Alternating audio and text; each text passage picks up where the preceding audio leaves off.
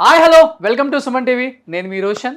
ఈరోజు మన షోకి రాబోయే గెస్ట్ గురించి చెప్పాలి అంటే యువనటుడుగా తెలుగు తెరకు పరిచయమై హీరోగా ఎన్నో అద్భుతమైన విజయాలను తన ఖాతాలో వేసుకొని ప్రేక్షకుల మధ్యలో అద్భుతమైన స్థానాన్ని సంపాదించుకున్న పాలబుగ్గల చిన్నోడు is none other than great actor Suresh garu. Please welcome.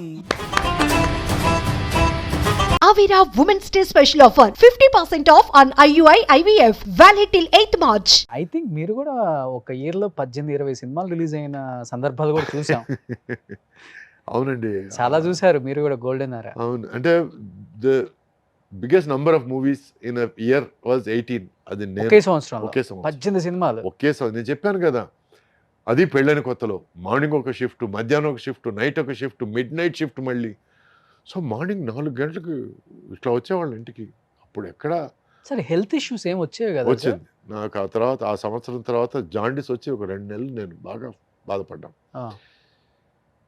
అప్పటి వరకు నా డేట్స్ చూసుకునేది మా నాన్నగారు.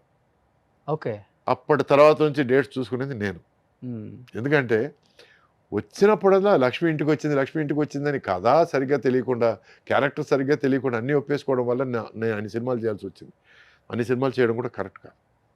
ఎందుకంటే పద్ధతిగా ఈ కథ బాగుంది, ఈ కథ మనకి బాగుంటుంది, ఈ కథ మనం రాణించగలం, ఈ కథను మనం హిట్ చేయగలం అనుకుంటే తప్ప మనం చేయకూడదండి. So after that I said daddy don't get involved.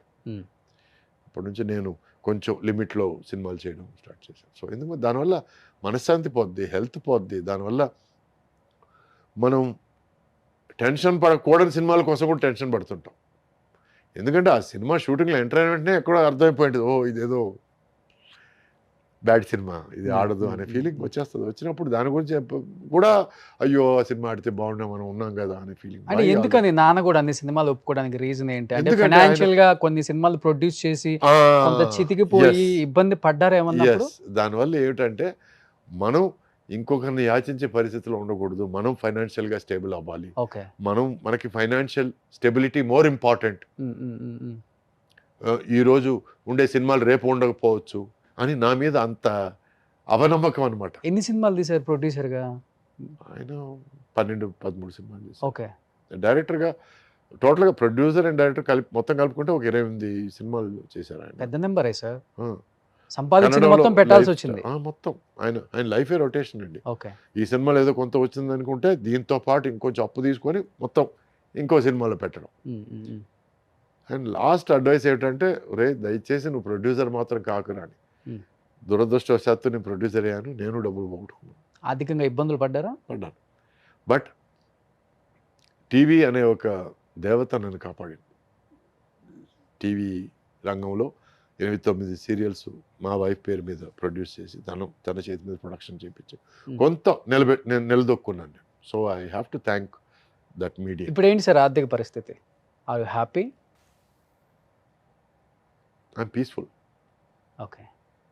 అంటే ఇప్పుడు యాక్టింగ్ చేస్తూ సర్వైవల్ అవ్వాలా లేకపోతే ఓకే జరుగుతుంది ఇబ్బంది? ఓకే. ఇప్పుడు ఓకే.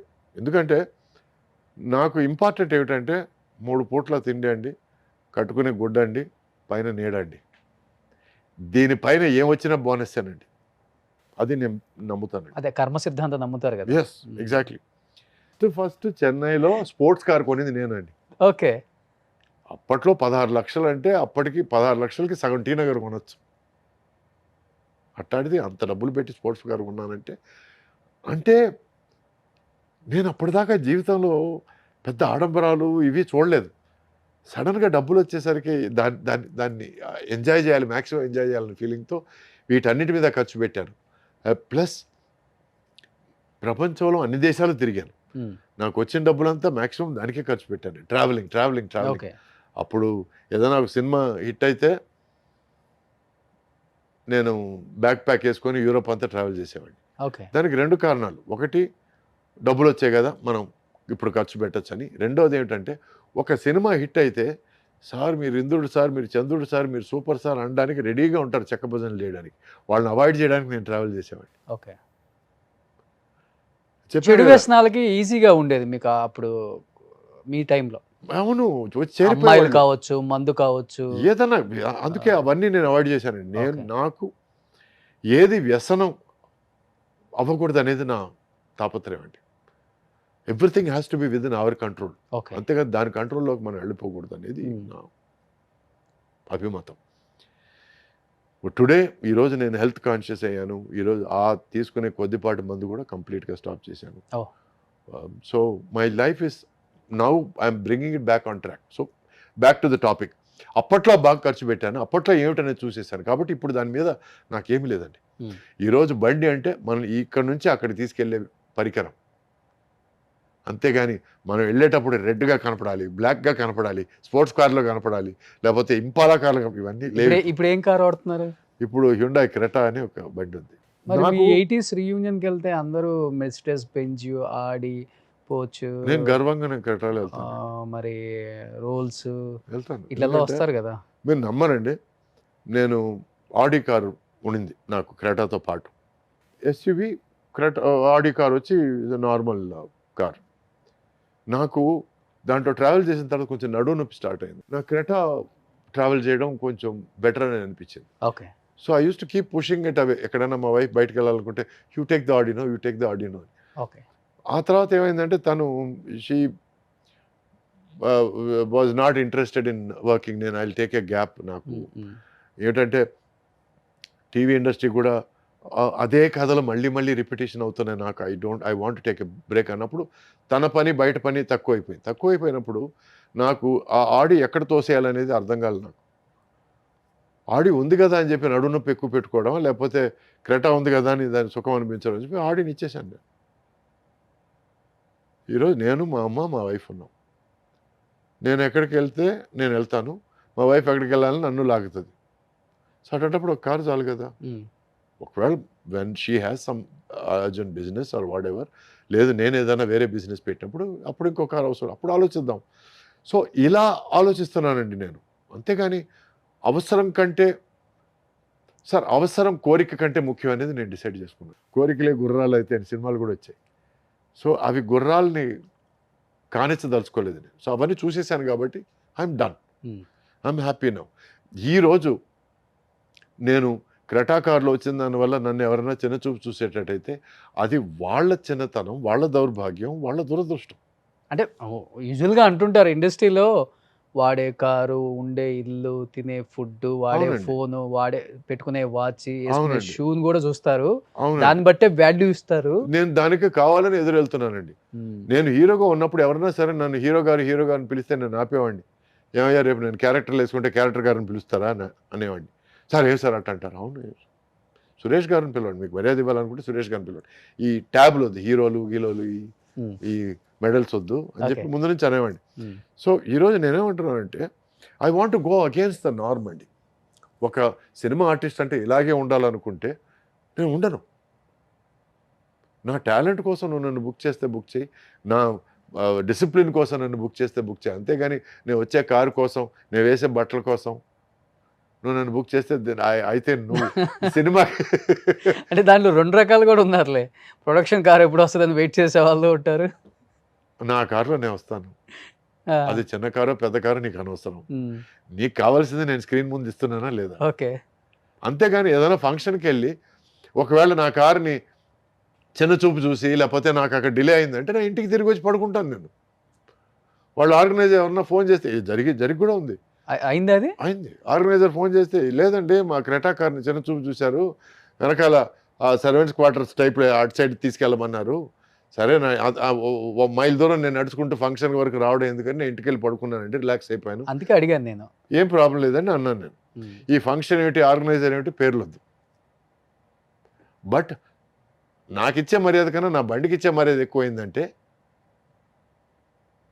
నాకు అటువంటి మర్యాద అక్కర్లేదు. I'm happy where I'm.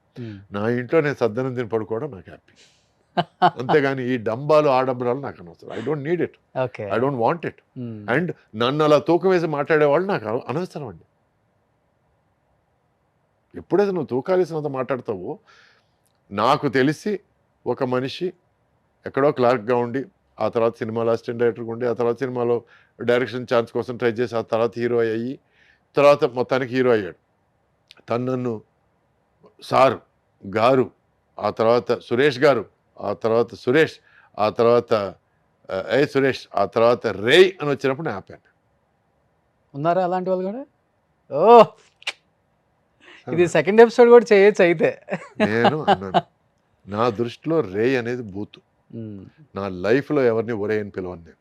ఎందుకంటే అది కావాలని వాళ్ళని తక్కువ చేసి మాట్లాడడం. నా అసిస్టెంట్ ప్రేమగా ఉండే ఫ్రెండ్స్ పిలుచుకోవచ్చు కానీ అది వేరే విషయం. ఒక అన్నోన్ వ్యక్తిని అసలు ఫ్రెండ్స్ బూతులు మాట్లాడుకోవచ్చు అండి, అది ప్రాబ్లం లేదండి. బట్ అన్నోన్ వ్యక్తిని లేకపోతే నీ సమకాలికుడిని ఒరే అని పిలవడం చాలా తప్పండి. తప్పది. And I completely object. నాకు తమిళ్లో డే అంటే ఇష్టం లేదు, తెలుగులో రే అంటే ఇష్టం లేదు. I don't like it. నేను వాడను, ఇంకోటి నా మీద వాడడం నాకు ఇష్టం. నాకు చర్రమని లేస్తుంది నాకు. హీరోనే వాడారా మీ మీద? Huh? మీ మీద ఏదన్నా హీరోనే వాడారా లేకపోతే డైరెక్టర్? అదే చెప్పాను కదా, ఇలా అంచెలంచెలుగా మర్యాద మారుకుంటూ వచ్చి లాస్ట్లో రే వరకు వచ్చేసరికి నేను చెప్పాను, నువ్వు రే అంటే నేను బూతులు మాట్లాడాల్సి వస్తుంది, స్టాప్ ఇట్. నువ్వు ఎక్కడి నుంచి స్టార్ట్ అయ్యావో నాకు తెలుసు, so keep it at Suresh. నేను గారు కూడా అడగలేదు, సురేష్తో ఆపే, అంతకంటే చనువద్దు అని చెప్పి నేను వెళ్ళిపోయాను అక్కడి నుంచి. ఓకే. ఎవరు ఏమిటి పెద్దగా కాంట్రవర్సీలు దిగరు కదా మీరు ఫస్ట్ నుంచి కూడా? మర్యాదగా చెప్తారు అంతే. పార్టీలకు వెళ్ళను, పార్టీలో తాగేసి పిచ్చి పిచ్చిగా బిహేవ్ చేయను, పిచ్చి పిచ్చిగా మాట్లాడను. నేను ఉన్న ఉనికి చాలా మందికి తెలీదు. ఒక స్టేజ్ తర్వాత నా 100 days ఫంక్షన్కి వెళ్ళడం ఆపేశాను, ఆడియో రిలీజ్ ఫంక్షన్కి ఆపేశాను. ఎందుకు? బాగున్న సినిమాలు వాటికవే ఆడుతాయి. మనమేమి నేను చేసిన సినిమా ఎలా ఉందంటే నా భూతో నా భవిష్యత్, ఇవన్నీ అనవసరం. సినిమా మాట్లాడాలి, నేను కాదు. So I always been about work talking, not me talking. నా పని మాట్లాడాలి. సో నేను బాగా చేశాను, నేను లేనా అనేది నా సక్సెస్ఫుల్ ఫెయిల్యూర్లు చెప్పాలి కానీ నేను చెప్పకూడదండి.